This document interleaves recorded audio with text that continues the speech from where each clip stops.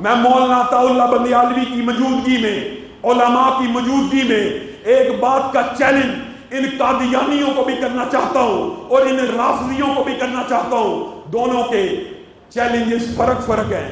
قادیانیوں کو چیلنج یہ ہے، کوئی ایک قادیانی جب تک میں زندہ ہوں، کوئی مربی، ان کا کوئی خلیفہ، تعالوا ندعو ابنانا وابناکم ونسانا ونساکم وانفسنا وانفسکم ثم نبتہل فنجعل لعنت اللہ علی الکاذبین.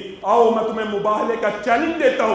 کوئی ایک قادیانی اگر یہ کہتا ہے غلام احمد قادیانی سچا نبی تھا، میں یہ کہتا ہوں وہ جھوٹا تھا، بے ایمان تھا، کذاب تھا، دروغگو تھا، وہ خائن تھا، وہ بد کردار تھا، کسی قادیانی میں جرأت ہے تو آ کے مباہلہ کر لے.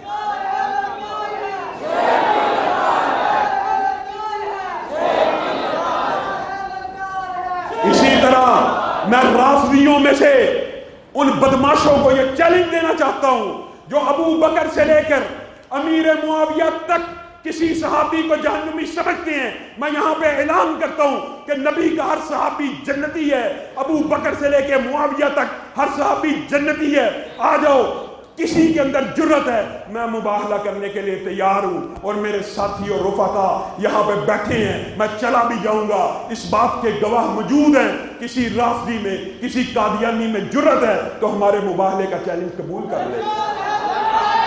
جب دلائل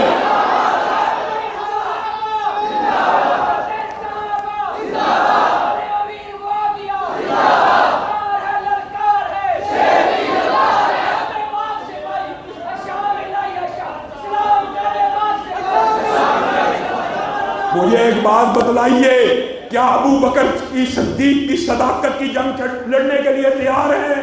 عمر فاروق کی عدالت کی جنگ لڑنے کے لیے تیار ہیں؟ ذوالنورین کی صحابت کی جنگ لڑنے کے لیے تیار ہیں؟ علی کی شجاعت کی جنگ لڑنے کے لیے تیار ہیں؟ حسن و حسین کی سیادت کی جنگ لڑنے کے لیے تیار ہیں؟ اور سیدنا امیر معاویہ کی قیادت کی جنگ لڑنے کے لیے تیار ہیں؟ سبحان ربک رب العزت عما یصفون وسلام علی المرسلین والحمد للہ